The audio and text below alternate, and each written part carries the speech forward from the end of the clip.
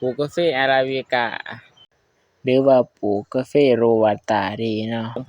2025-26นี่ปลูกพันธุ์ใดดีเนาะคลิปนี้มีคำตอบสวัสดีพี่น้องชาวสวนทุกคนเนาะทั้งชาวสวนใหม่และผู้ที่จะคิดสิเริ่มมาเฮ็ดสวนเนาะวันนี้สิมาเฮ็ดคลิปเป็นแนวทางในการเลือกปลูกกาแฟว่าสิเลือกปลูกพันธุ์ใดดีเนาะระหว่างพันธุ์อาราบิก้ากับพันธุ์โรบัสต้านี่เนาะถ้าว่าปลูกอาราบิก้าเฮานี่แม่นสิได้รักษาดีดูแลดีกว่ากาแฟโรบัสต้าน้อยหนึ่งเนาะก็เอาใจใส่น้อยหนึ่งญ้อนศัตรูพืชหลายเนาะพวกเพี้ยพวกแมงไม้พวกร่วงกินต้นมันสิได้เอาใจใส่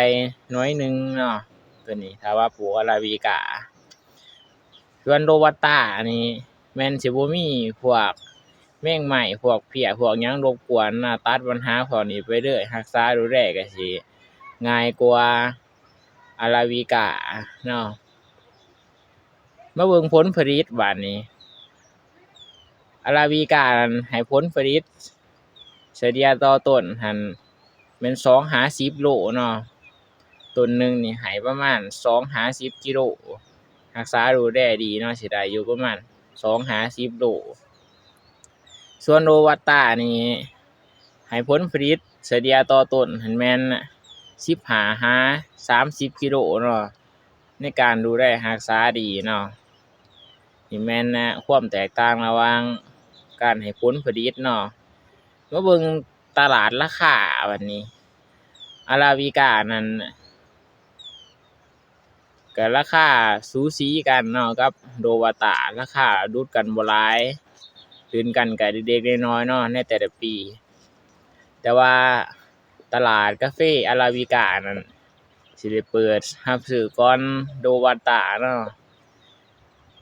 คือเริ่มสุกแล้วแม่นเขาก็สิเริ่มซื้อกาแฟอาราบิก้าเลยเนาะส่วนกาแฟโรบัสต้านั้นสิเปิดซื้อตอนหลาเนาะตอนท้ายเพราะว่ามันสุกช้าเนาะกาแฟ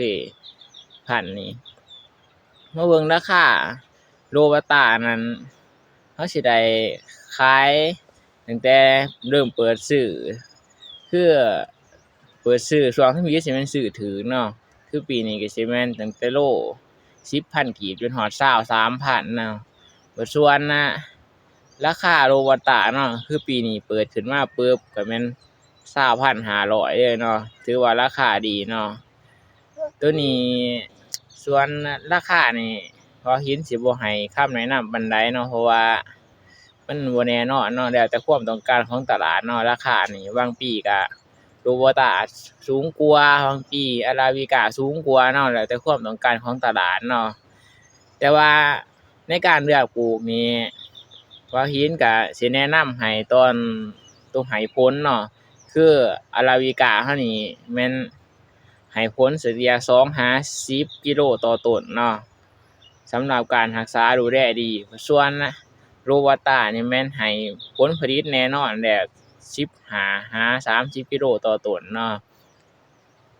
ถือว่าเรื่องผลผลิตนี่แม่นโรบัสต้ากินขาดเนาะสำหรับไผที่คิดจะปลูกพันธุ์ใดก็เลือกเบิ่งเอาคักๆเนาะคันอยากได้หลายก็อยากได้ผลผลิตต่อต้นหลายพอหินแนะนำโรบัสต้าเนาะแต่ว่าไผที่ว่ามีอยากได้ผลผลิตแบบธรรมดาอยากได้น้อยกว่าโรบัสต้าแต่ว่าตลาดมันเปิดซื้อไว้เนาะพอหินก็แนะนำให้ปลูกอาราบิก้าเนาะแต่ว่าอาราบิก้านี่ต้องได้รักษาดีกว่าโรบัสต้าน้อยหนึ่งเนาะเพราะว่าศัตรูพืชมันหลายเนาะแต่ว่าในตลาดบ้านเฮานี่แม่นปลูกอาราบิก้าได้หลายเนาะเพราะว่าแนมไปใช้มีแต่อาราบิก้าโรบัสต้าความกระดังสิเริ่มฟื้นขึ้นมาใหม่ในปี2ปีนี้เพราะว่าช่วงก่อนนั้นอาราบิโรบัสต้านั้นราคาบ่ดีเนาะเขาเลยเซาเฮ็ดหันมาปลูกอาราบิก้าหลายขึ้นแต่ว่าปัจจุบันนี่เขาก็เริ่มมาเฮ็ดโรบัสต้าขึ้นเนี่ยหนึ่งมานี่ผ ผลผลิตมันให้หลายกว่าอาราบิก้าเฉลี่ยต่อต้นมัน15-30กิโลเนาะก็โรบัสต้ามีแต่ส่วนอาราบิก้ามีตั้งแต่2-10กิโลเนาะนี่เป็นความแตกต่างของผลผลิตส่วนราคาตลาดนั่นแม่นนะใน2ปีผ่านมานี่กาแฟ2สายพันธุ์นี่แม่นเกือบสิว่าซ้ำกันเนาะเปิดตลาดขึ้นมาแต่ว่าโรบัสต้านั่นนะสิเปิดขึ้นมาสิได้ราคาแพงเลยเนาะเพราะว่ามันสุกหลาสุกช่วงตลาดเพิ่นเปิดซื้อตลาดใหญ่เปิดซื้อเลยส่วนอาราบิก้าน่ะสิแม่นสุกตั้งแต่ช่วงเดือน10ก็เริ่มเก็บขายมาเลยเนาะตัวนี้สิแม่นสุกไว้ในการเก็บอาราบิก้าหั่นสิได้เก็บ2หวดหา3หวดเนาะจังสิแล้วส่วนโรบัสต้าน่ะแม่นหวดเดียวแล้วเด้อเนาะนี่ก็สิแม่นความแตกต่างนี่ของกาแฟ2สายพันธุ์นี้เนาะไผที่สิเลือกปลูกก็คิดดีๆก่อนเนาะเพราะว่าปลูกแล้วมันคันสิมาตัดถิ้มปลูกใหม่มันก็เสียเวลาเนาะนี่แม่นว่าหินมาให้ความคิดเห็นแล้วก็พบเป็นแนวทางในการเลือกปลูกกาแฟ2สายพันธุ์นี้เนาะ